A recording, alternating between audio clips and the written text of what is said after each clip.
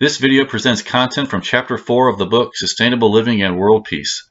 This video is the second of 3 videos on a section entitled America's Brand of Freedom and How We Portray It to the World. Since the time after the American Revolution, most of the positive changes that have occurred within the United States have been by nonviolent means through acknowledging human equality and illuminating the truths of human liberties. This has resulted in the expansion of human freedoms, opportunity, social stability, and prosperity.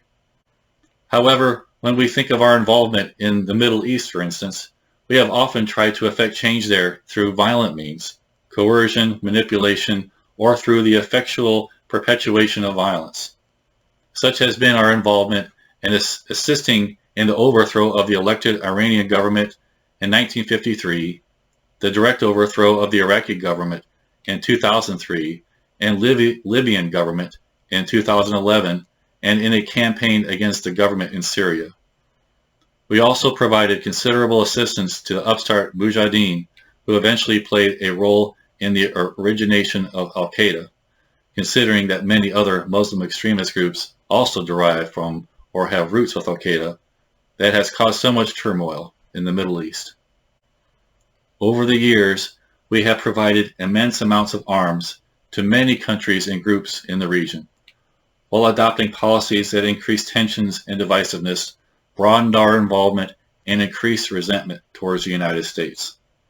All of the meddling and interfering we have been involved in over the years in the Middle East, and the effects it has had on the people seeing their homelands manipulated by outside forces, may have played a role in the materialization of radicalized Islamic groups in these areas from their beginning, and may continue as a force maintaining their presence today.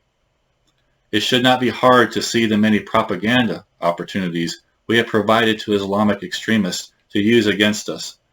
The people in these areas are already impressionable and vulnerable to persuasion due to our activities, and the Islamic terrorists and radicalized factions have become very effective in portraying our motives in a hyped-up fashion as a struggle against Islam, the nations of these regions, and the people of these areas.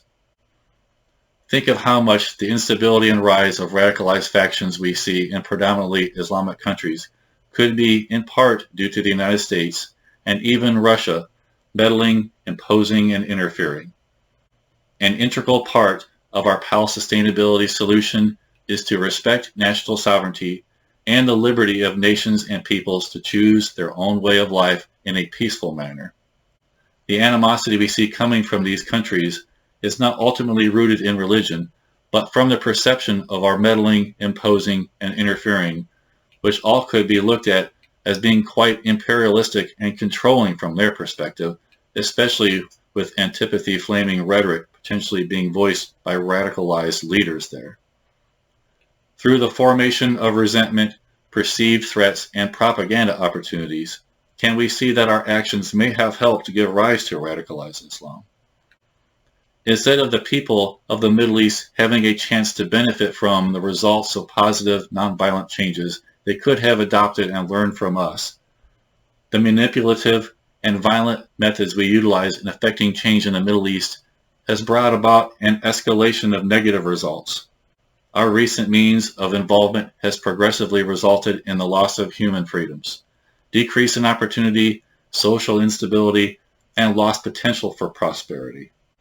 In addition to these negative outcomes, when other countries and people see us leading through meddling and violence, we unfortunately are displaying to them that other countries, that meddling and violence are acceptable means to effect change. When we lead this way, we essentially continue to teach the world that coercion and military force are appropriate ways to get what you want. Other countries and peoples learn from what they see from us. Through teaching and learning, we essentially perpetuate the adage, violence begets violence. We are modeling what they see as justifiable behavior, and they end up believing that if a large and influential country like the United States is using manipulation of violence to advance its interests around the world, then these are appropriate means for them also or anyone else to use. We spend a lot of effort trying to change threatening countries' behavior by isolating them, sanctioning them, and withdrawing from engagement. This can cause destabilization in economic and social pillars, which can then affect the environmental pillar too. Although we may think this is a more non-aggressive way of attempting to influence them, we must be careful when pursuing these types of actions and consider how we are perceived by the people of those countries when we do this. We must be sure we are not providing propaganda opportunities to their leaders or those trying to gain influence. It is easy for the country's leaders to spin our actions as a controlling and threatening stance against the people of that nation, making us out as the bad guys. When we attempt to influence countries this way, we may end up creating more resentment toward us, creating more divisiveness and hostilities, and make sustainable solutions even more difficult to achieve. If we instead try to engage and involve the people, they should be able to see what we are truly about as long as we are being true to our values and being our virtuous best. How is it that a country whose foundation is based on recognizing equality and valuing freedom for all can be thought of so cynically by many people around the world? It is not because the majority of people in the world do not want freedom or that they disagree with respecting other people's or nations' freedoms. The majority of people in every society of the world will love the possibility to experience more freedom, peace, and prosperity.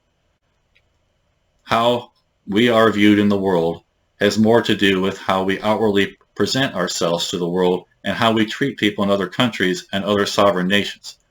The way our politician leaders treat many nations and peoples in other countries not only is a misrepresentation of American values, but also people in other nations do not get a chance to witness and experience what receiving the benefits of our values and expectations of freedom, independence, and peace could do for them. They continue to not only miss out on the experience, they also miss out on the chance to directly learn from the experience and potentially more fully incorporate the understanding of equality and freedom into their societies. It is a shame when we do not project our values in the world for others to see and benefit from, since we have so much to offer the world if we are presenting our virtuous best. Intimidating, threatening, and coercing continues to portray a bad image of us, and this image persists in the minds of people in other countries.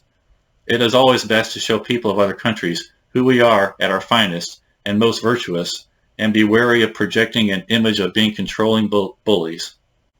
They must be aware that our expectations on free and equal treatment are the biggest reason for our great success, and other nations should be able to witness, experience, and learn from this, and that we were at our weakest when we did not fully embrace and live by these values.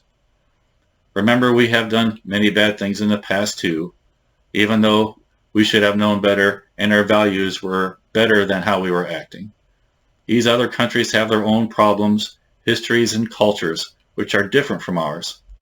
We should always criticize when we see wrong is being committed, offer suggestions, and help them to overcome the wrong, and always let them know we are on the side of freedom and prosperity for the people. There are numerous countries and groups that have leaders we know are corrupt, have done horrible things to people, including their own people, and are known threats to peace and sustainability. To be judged on a case-by-case basis, we may need to engage them while always keeping in mind the troubles they have caused in the past, continue to cause in the present, and could cause in the future if we do not engage them. The starting point for striving for sustainable living and world peace is the present moment.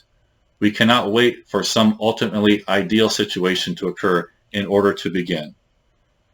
Leaders in the United States often desire a regime change to occur in particular countries and sometimes think it is a necessity before any progress toward productive relations can begin. We should believe that we can still help the people in these troubled and/or authoritarian-controlled nations through looking for ways to appeal to the people and believing that the truth can overcome ignorance. The current leaders could be persuaded to change their ways, especially if we work in conjunction with other superpowers who may have influence. Working with the current leaders may also provide the best opportunity to transition from the current unstable and unsustainable and unpeaceful conditions that exist to a situation that better serves the people in a sustainable and peaceful manner. This may ultimately lead to or require a regime change or some other big change, just not through violent means or a means requiring a drastic upheaval, which we often encourage and support.